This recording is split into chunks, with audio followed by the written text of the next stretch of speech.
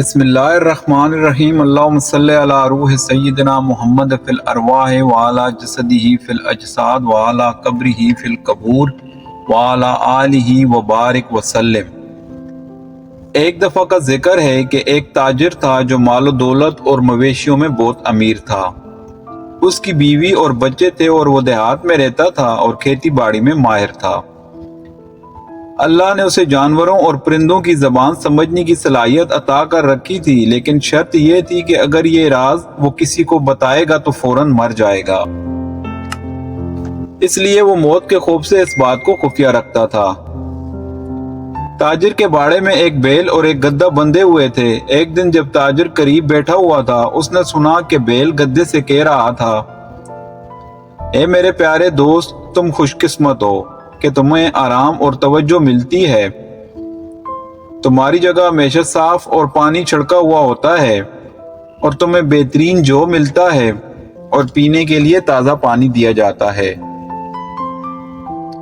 جبکہ میں ہمیشہ تھکا ماندہ رہتا ہوں، کیونکہ مجھے آدھی رات کے وقت ہل چلانے کے لیے لے جایا جاتا ہے اور مجھے صبح سے لے کر شام تک مسلسل محنت کرنا پڑتی ہے۔ مجھے میری طاقت سے زیادہ کام کرنا پڑتا ہے اور مجھے ہل چلانے والے سے ہر قسم کی تکالیف برداشت کرنا پڑتی ہیں، جیسے کہ مار اور گالیوں کا سامنا کرنا پڑتا ہے۔ پھر میں دن کے آخر میں گھر واپس آتا ہوں اور میری گردن زخمی ہوتی ہے۔ وہ مجھے گائے کے گھر میں بند کر دیتے ہیں اور مجھے مٹی اور چھلکوں کے ساتھ ملے ہوا بھوسا دیتے ہیں، اور میں ساری رات گندگی اور پیشاب میں پڑا رہتا ہوں، لیکن تمہاری جگہ ہمیشہ صاف ہوتی ہے،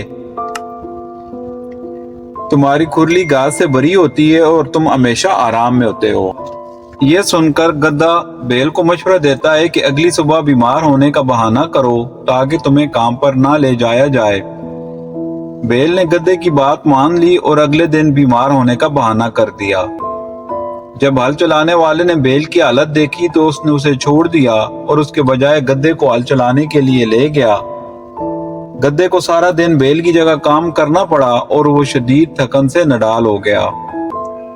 اگلے دن جب بیل نے گدھے سے پوچھا کہ تمہارا دن کیسا گزرا، تو گدھا پچھتاوے سے بھر گیا اور اس نے کہا کہ وہ کبھی دوبارہ ایسا مشورہ نہیں دے گا، کیونکہ اسے خود اس کا خمیازہ بھگتنا پڑا۔ تاجر یہ سب کچھ سن رہا تھا اور اسے یہ باتیں بہت دلچسپ لگیں، مگر وہ اپنی زبان بند رکھے رہا تاکہ اپنی زندگی کو بچا سکے۔ دوستو، یہ کہانی دراصل اس بات کی تعلیم دیتی ہے کہ ہر کسی کی قسمت اور حالات مختلف ہوتے ہیں، اور ہر کسی کے اپنی اپنے غم اور اپنی اپنی پریشانیاں ہوتی ہیں۔ اسی لیے دوسرے کی حالت دیکھ کر اپنی حالت پر شکر گزار ہونا چاہیے۔